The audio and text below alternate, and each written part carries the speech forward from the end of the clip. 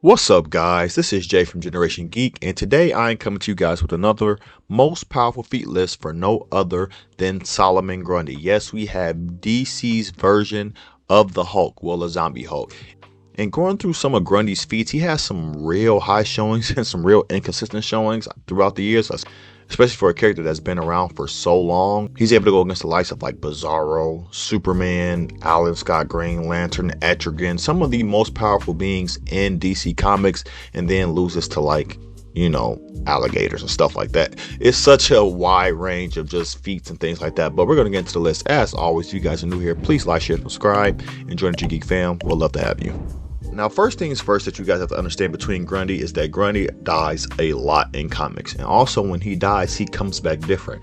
Sometimes he comes back smaller, sometimes he comes back bigger, stronger, weaker. It just depends on the version of Grundy that we're dealing with in the specific comics. So like you have some instances where you see him, he's able to like knock out beings like Power Girl, Supergirl, Superman. And then you have other showings where he's able to be taken out by like Batman with just some punches. So like, again, it just like waxes and wanes on his power depending on the version of Grundy that we're dealing with. But one thing that is for sure is that every time that Grundy dies, he is always resurrected and comes back different, more powerful, and with different abilities each time. So what makes Grundy such a unique being is that he is a mixture of the gray and the green. So for many of you that do not know, the green in DC Comics represents, like plant life, earth and stuff like that. The blue is usually water, the red is like animal life, and then the gray is like decay and death and stuff like that. Now Grundy is majority gray, but he also has some green in him as well, which obviously worked in his favor when he was able to go against Swamp Thing himself. Now many of you know Swamp Thing is one of the most powerful characters in DC Comics. When there are many conflicts that go on, people are always trying to get Swamp Thing on their side simply because he basically controls all plant life on the planet. He is the avatar of the green and a part of the Parliament of Trees. Like he's more powerful than even beings like Poison Ivy and stuff like that, who we've seen her do a lot of things like plant life. Swamp Thing is up there in the upper echelon in terms of just powers and things like that. He can take out many of the characters on the planet and the heroes, like if he really decided to. And Grundy is literally able to smash him and roll him up into pulp. Like he's really that strong. He also has many showings against Alan Scott, Green Lantern, one of my favorite Green Lanterns, simply because I love just how his power with the Star Heart, how it's basically like this Green Lantern ring, but also has this mystical aspect to it where it has like fire and stuff like that. I always thought Alan Scott's, version of the ring was just always the coolest version simply because of the fire. But he has gone against Alan Scott so many times, and obviously because of Grundy's mixture with the green, Alan Scott's ring has this specific thing where it has a weakness against like wood and plant life and stuff like that. And Grundy has that within him, so he's always had this thing against Grundy where he couldn't do maximum damage to him. He's always able to hurt him, through making constructs and, like smashing and stuff like that. But when it comes to wood, Alan Scott has no effect on wood or plant life. So Grundy has always had that edge on Alan Scott, which he's running to the JSA like so many times and fought against them. And that's the reason why he has prevailed so many times over them or gave them such a hard time. Again, we've seen instances of Grundy being able to go toe-to-toe with Superman, obviously giving as good as he gets. Superman, obviously, when he goes all out, he's able to take out Grundy because Superman is just on such a high level of just strength and power all on his own. But the fact that Grundy is able to go toe-to-toe with him is very impressive.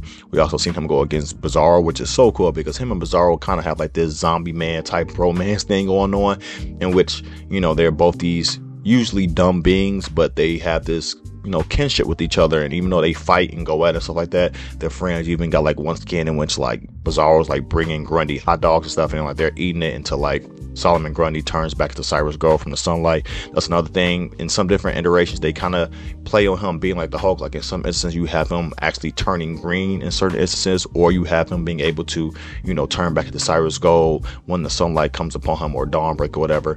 Similar to that's how the Hulk was in the beginning of his first iterations. Whatever Hulk would come into the sunlight, and now we kind of see it in Immortal Hulk, he would turn back into Bruce Banner. So yeah, he has that kind of thing where they just take things from the Hulk, and he says Grundy smash and all this stuff. So he's obviously meant to be in comparison with the Hulk himself. When it comes to just strength beings, we've seen Grundy literally punch Killer Croc, who is no slouch himself in his strength. Again, not Superman levels of power, but he's still strong, obviously stronger than the average male and stuff like that. We've seen him punch literally Killer Croc through the ground and then rip his jaw in half, like literally break his jaw. So obviously when it comes to beings like Killer Croc, he's above them. We've seen him literally rip off the head of the Statue of Liberty and like throw it around, throw away subway cars.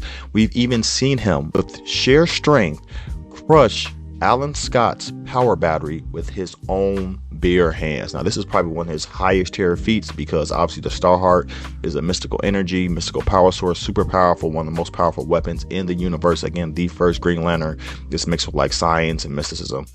It's such a complex power source, and literally with his bare hand was able to shatter it to the point that Alan Scott had to come back after losing his power from Grundy smashing it.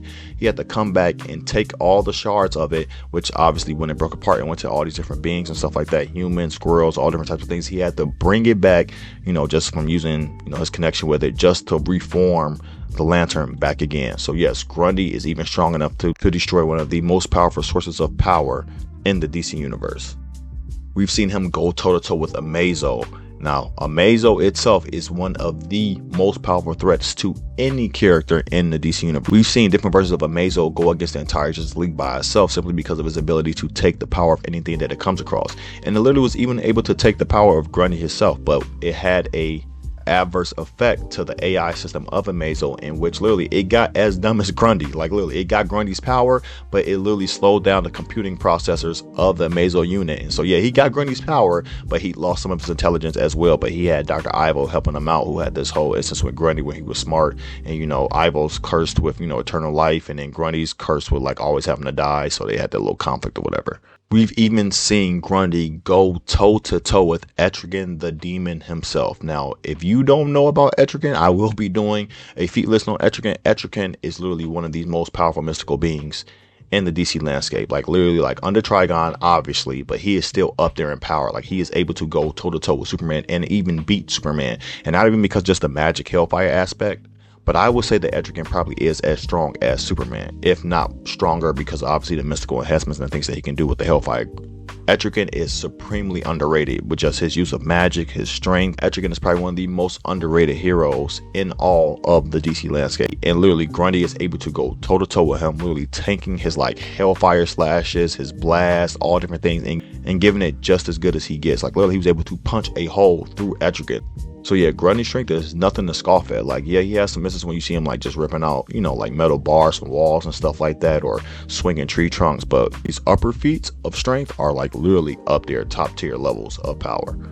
Obviously, he can reattach limbs. He can grow back from like having his head blown off from like Frankenstein. He is weak to mystical sources of power like Michael's sword. I don't know if it's like mystical, heavenly, however you want to define it.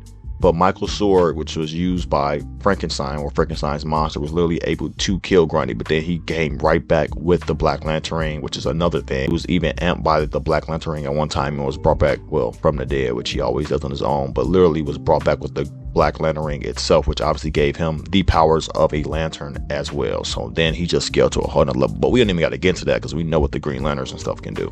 Again, he has his connection to the green, so we even seen like Slaughter Swamp, which is a swamp in which he's always resurrected.